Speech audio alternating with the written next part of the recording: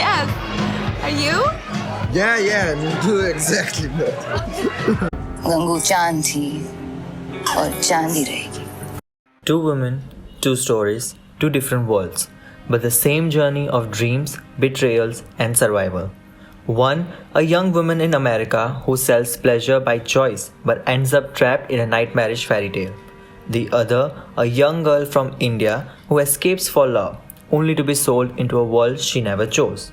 Despite being set in two completely different worlds, Anora and Gangubai Kathiawadi share an eerily similar core: the fight for dignity in a world that refuses to give it. But how do these films tell the same story in such different ways? Let's break it down. At first glance, these films couldn't be more different. Anora is a choreographed chaos, quick cuts, absurd comedy, and a frantic pace that almost makes it feel like a dark fairy tale. But beneath all that madness, there's a deep tragedy, a woman trying to hold on to a dream that just keeps slipping away. On the other hand, Gangubai Kathiawadi wears its tragedy on its sleeves. From the grand visuals to the melancholic music, everything about this film is drenched in its serious tone. While Anora uses chaos to make you laugh and then suddenly hit you with emotions, Gangubai makes sure you feel the weight of her pain in every frame. Anora was independent. She made her own choices. She wasn't forced into sex work, she did it for herself.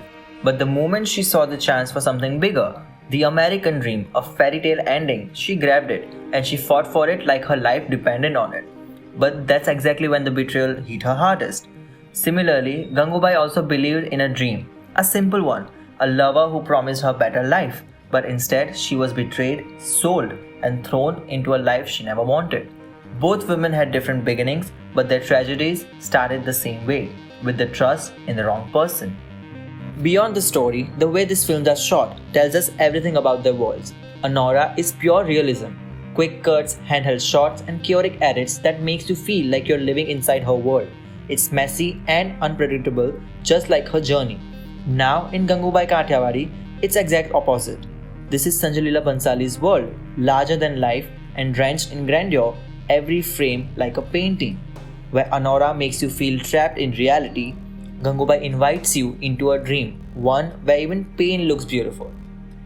Anora and Gangubai are fighters. They don't break down, they rise up.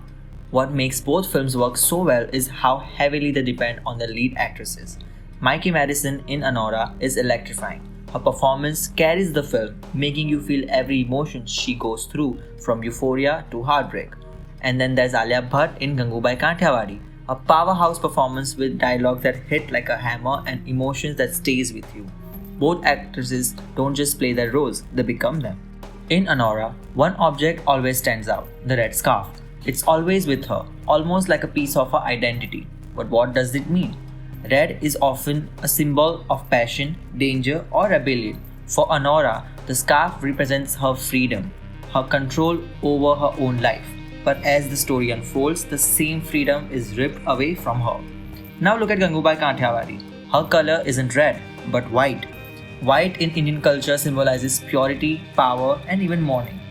From the moment she enters the brothel, Gangubai adopts white as her armor. It becomes her identity, not as a victim, but as a leader. Where Anora red fades away with her dreams, Gangubai's white only becomes stronger. But in the end, both women face the same thing, a dream that never comes true. Anora, after fighting so hard, is left with nothing but the past she wanted to escape. Gangubai, after becoming a queen, still has to sacrifice the one thing that she truly loved. Two different women, two different worlds, but the same struggle and the same pain. Both Anora and Gangubai Kathiawadi are films that wouldn't work without their lead performances. They both bring their stories to life in a way that stays with the audience long after the credits roll. But more than that, they hold a mirror to society, to how we view women, power, and respect. And that's why, despite being so different, their stories feel the same.